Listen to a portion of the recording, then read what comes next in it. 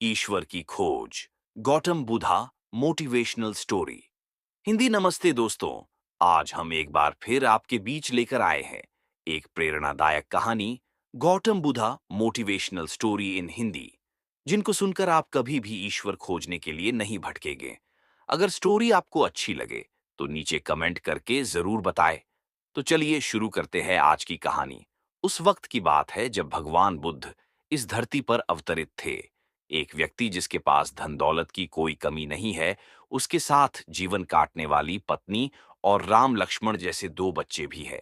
उसके पास सब कुछ है। फिर एक दिन उस व्यक्ति के मन में भगवान को पाने की लालसा जगी। उसने सोचा कि मैंने बहुत सारा धन कमा लिया, अब कभी धन की कमी नहीं आएगी। पर मेरे पास ईश्वर नहीं है, मुझे ईश्वर के दर्शन करने हैं। उस व्यक्ति ने ईश्वर खोजने की ठान ली। फिर उसने कई सारे मंदिरों और धर्म स्थानों का निर्माण करवाया, पर उसे ईश्वर के दर्शन नहीं हुए। फिर उसने दान पुण्य करना शुरू किया। उसके खजाने से कई सारा धन दान पुण्य में लगा दिया, फिर भी उसे ईश्वर नहीं मिले। फिर उस व्यक्ति ने सोचा कि अब मैं बड़े बड़े धामों के तीर्थ करता हूं। उस व्यक्ति ने कई तीर्थ स्थानों के दर्शन किए। ऐसे ही 20 साल गुजर गए, पर उस व्यक्ति को ईश्वर नहीं मिले। भगवान को पाने की कोशिश करते करते वो इंसान थक गया, और आखिरकार वो एक दिन महात्मा बुद्ध के पास गया और कहने लगा कि महात्मा, मैं 20 साल से ईश्वर को खोज रहा हूं, पर मुझे ईश्वर कहीं भी नहीं मिले। क्या आप मुझे ईश्वर पाने का कोई मार्ग दिखा सकते हैं?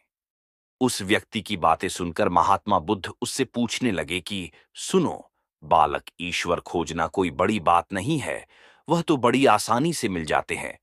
अच्छा, तुम ये बताओ कि ईश्वर को खोजने के लिए तुमने क्या किया और कहां खोजा। वह व्यक्ति बुद्ध को पूरी बात बताता है कि मैंने कई सारे मंदिरों और धर्म स्थानों का निर्माण किया, दान पुण्य किया और कई सारे तीर्थ स्थानों के दर्शन किए, फिर भी मुझे ईश्वर नहीं मिले। महात्मा बुद्ध उसकी बातें सुनकर हंस पड़े और कहा, ठीक है, तुम्हें ईश्वर के दर्शन करने हैं ना? तुम शाम के वक्त मेरे पास आ जाना, तुम्हें ईश्वर मिल जाएंगे। वो सज्जन खुश होकर चला गया कि मुझे आज ईश्वर के दर्शन होंगे। फिर कुछ देर बाद संध्या होने को आई, पर महात्मा बुद्ध संध्या होने से पहले कुछ ढूंढने लगे हैं। महात्मा बुद्ध सोचकर बताते हैं कि मैंने आखिरी बार मोती को कुटिया के अंदर देखा था। यह सुनकर वह व्यक्ति थोड़ा गुस्से हो गया और बुद्ध से कहने लगा, लगता है आप में थोड़ी सी भी अक्ल नहीं है। अगर मोती आपकी कुटिया के अंदर गुम हुआ है तो कुटिया के अंदर ही मिलेगा ना, बाहर थोड़ी मिलेगा।